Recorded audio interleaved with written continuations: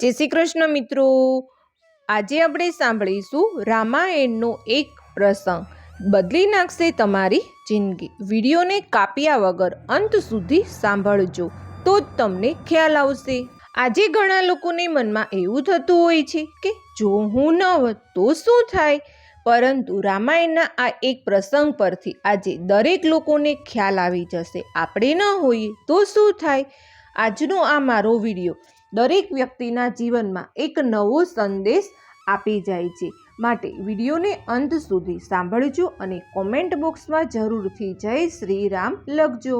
અશોક વાટિકામાં જ્યારે રાવણ ક્રોધમાં આવીને સીતા માતાને તલવાર લઈને મારવા દોડે ત્યારે હનુમાનજીને લાગ્યું કે રાવણ પાસેથી તલવાર છીનવી લો, તેનું ગળું કાપી નાખવું જોઈએ. પરંતુ એ જ સમયે મંદોદરીએ રાવણનો હાથ પકડી લીધો. આ દ્રશ્ય જોઈને હનુમાનજી ગદગદ થઈ ગયા. પરંતુ હનુમાનજી વિચારવા લાગ્યા કે જો હું સીતાજીને બચાવવા આગળ ગયો હોત તો મને આ વાતનો ભ્રમ રહી જાત કે હું ન હોત તો આજે સીતા માતાનું શું થાત, તેમને બચાવવા માટે કોણ આગળ આવે. તો આવી જ રીતે ઘણીવાર આપણને પણ એવો ભ્રમ થતો હોય છે કે હું ન હોત તો શું થાત, પરંતુ ત્યારે બન્યું એવું કે સીતાજીને બચાવવાનું કામ પ્રભુએ રાવણની પત્ની મંદોદરીને સોંપ્યું હતું. ત્યારે હનુમાનજી સમજી ગયા કે પ્રભુ જે કાર્ય જેમની પાસે કરાવવા માગે છે તેઓ તેમની પાસે જ કરાવે છે. ઈશ્વરની ઈચ્છા વગર કોઈ પણ કાર્ય થતું નથી. આગળ જતા જ્યારે ત્રિજટાએ રાવણને કહ્યું કે લંકામાં કોઈ વાનર ઘૂસી આવ્યો છે અને તે લંકાને સળગાવવાનો છે, ત્યારે હનુમાનજી ચિંતામાં પડી ગયા અને વિચારવા લાગ્યા કે પ્રભુએ મને લંકા સળગાવવાનું તો કીધું જ નથી, તો પછી આ ત્રિજટા કેમ આવું કહે છે કે મેં સપનું જોયું છે, મને તેમાં એક વાનર લંકાને સળગાવી રહ્યો છે, તો હવે મારે શું કરવું. હનુમાનજીએ ત્યારે કહે છે જેવું પ્રભુની ઈચ્છા.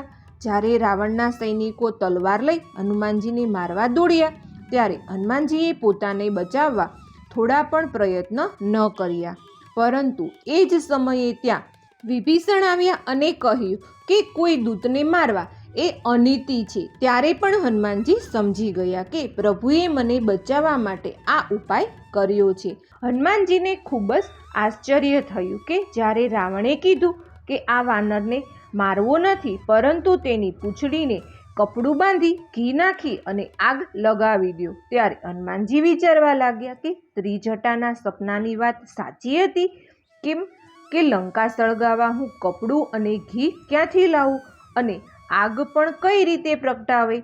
પણ આ બધી તૈયારીઓ પ્રભુએ રાવણ પાસે જ કરાવી લીધી. ત્યારે હનુમાનજી કહે છે જ્યારે તમે રાવણ પાસે પણ આવું કામ કરાવી લ્યો છો તો મારે આમાં આશ્ચર્ય કર્યા જેવું જ નથી ને.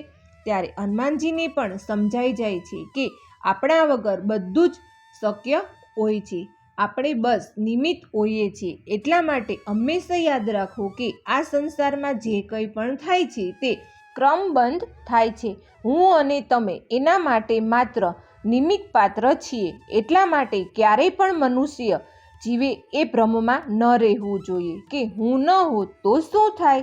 જો આપણે એ સ્થાન પર ન હોઈએ તો તેની જગ્યાએ ભગવાને કોઈ બીજા પાત્રને નિમિત્ત બનાવે છે. પરંતુ ઘણીવાર એવું બનતું હોય છે કે લોકો તેના બાળકોને ઘરે એકલા મૂકીને બહાર જતા હોય છે, પરંતુ ત્યાં પોતાના બાળકની ચિંતા વ્યક્ત કરતા હોય છે કે હું ઘરે નથી, મારા બાળકનું શું થશે, મારા છોકરો જમશે. પરંતુ લોકો એ વહેમમાં હોય છે કે બાકી મારો બાળક તો મોજથી પાણીપુરી ખાઈને મોજ મજા કરતા હોય છે. માટે આપણે જીવનમાં એટલું જ યાદ રાખવું જોઈએ કે આપણે કોઈ જગ્યાએ કે કોઈ સ્થિતિમાં ન હોઈએ તો શું થાય, પરંતુ ત્યારે ઈશ્વર દ્વારા જે નિમિત્ત બનવાનું છે એ બનવાનું જ હોય છે. માટે બહુ ચિંતા ન કરવી જોઈએ. જય શ્રી રામ, જય શ્રી રામ. આ મારો વિડીયો તમને પસંદ આવ્યો હોય તો લાઈક કરજો, શેર કરજો અને સબસ્ક્રાઈબ કરજો, જેથી અવનવા વિડીયો તમને મળતા રહે અને તમારા સગા સંબંધીઓને પણ મૂકતા રહેજો. જય શ્રી કૃષ્ણ મિત્રો.